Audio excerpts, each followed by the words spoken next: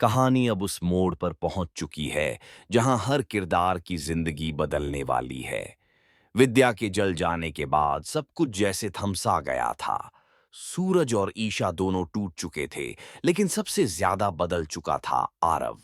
वो आरव जो पहले हर किसी के सामने मासूम और शांत बनता था, अब उसके भीतर का अंधेरा बाहर आने लगा था। शुरुआत होती है उस रात से जब अस्पताल में विद्या की हालत बहुत खराब थी। डॉक्टर ने सबको बाहर भेज दिया था, लेकिन कोई नहीं जानता था कि उसी कमरे में आरव और डॉक्टर के बीच एक ऐसा सौदा हुआ जो आने वाले कई एपिसोड की नींव रख देगा। डॉक्टर ने धीरे से कहा, सबूत मिटाने का सिर्फ एक तरीका है, और आरव ने बिना कुछ सोचे सिर हिला दिया।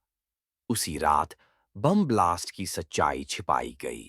विद्या की आंखों की रोशनी सिर्फ एक हादसा नहीं थी, वो एक प्लान था, किसी बहुत बड़े राज को छुपाने के लिए। और यही से कहानी ने या मोड़ ना मोड़ लिया। सूरज ने जब पहली बार विद्या को देखा तो उसकी आंखों में दर्द से ज्यादा डर था। डर इस बात का कि कहीं वो आरव का सच जान बयान न ले। लेकिन किस्मत को कुछ और ही मंजूर था। दूसरी तरफ ईशा को अब भी शक था कि आरव कुछ छुपा रहा है। वो उसके हर छोटे कदम पर नजर रखती थी, उसकी बातें, उसकी रात की कॉल्स, यहां तक कि उसके फोन के मैसेज भी।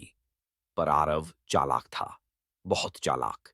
वो हर सबूत को मिटाता जा रहा था, लेकिन एक चीज वो भूल गया, सच चाहे जितना भी छिपाओ एक दिन सामने जरूर आता है।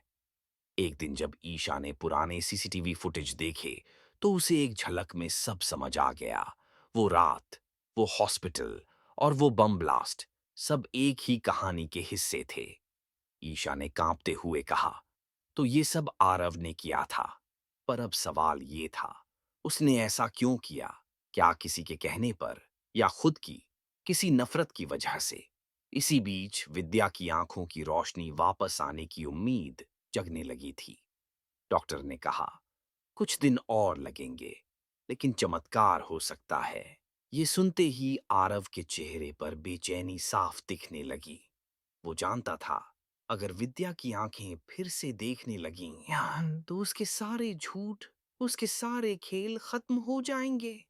रात के सन्नाटे में आरव अपने कमरे में बैठा था, हाथ में विस्की का ग्लास, और सिदगी सिवाती दास से आमिया और दीवार पर टंगी विद्या की फोटो को घूरते हुए बोला, अगर तूने आंखें खोली तो मेरा अंधेरा सबको निगल जाएगा। अब कहानी उस मुकाम पर पहुंच चुकी थी जहां हर चेहरा दोहरी जिंदगी जी रहा था। बाहर से सब ठीक दिख रहा था, आरव मुस्कुरा रहा था, सूरज चुप था, और ईशा दिखावे की शांति ओढ़े हुए थी। लेकिन इन तीनों के बीच एक ऐसा सन्नाटा था जो किसी तूफान से पहले की खामोशी जैसा था। ईशा को अब शक नहीं, यकीन हो चुका था कि विद्या के हादसे के पीछे सिर्फ और सिर्फ आरव का सिगा हाथ है। उसने तय कर लिया था, इस बार वो सच को सामने लाकर रहेगी, चाहे इसे इसके लिए उसे खुद को ही क्यों न खोना पड़े। उसने अपने पुराने दोस्त, जो एक साइबर एक्सपर्ट था, से मदद ली। ईशा ने कहा, मुझे सिर्फ इतना पता करना है कि आरव ने उस रात कहाँ-कहाँ कॉल किए थे। 2 दिन बाद रिपोर्ट उसके हाथ में थी।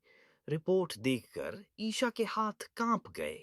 हर कॉल, हर लोकेशन, हर मैसेज एक ही नाम की तरफ इशारा कर रहा था।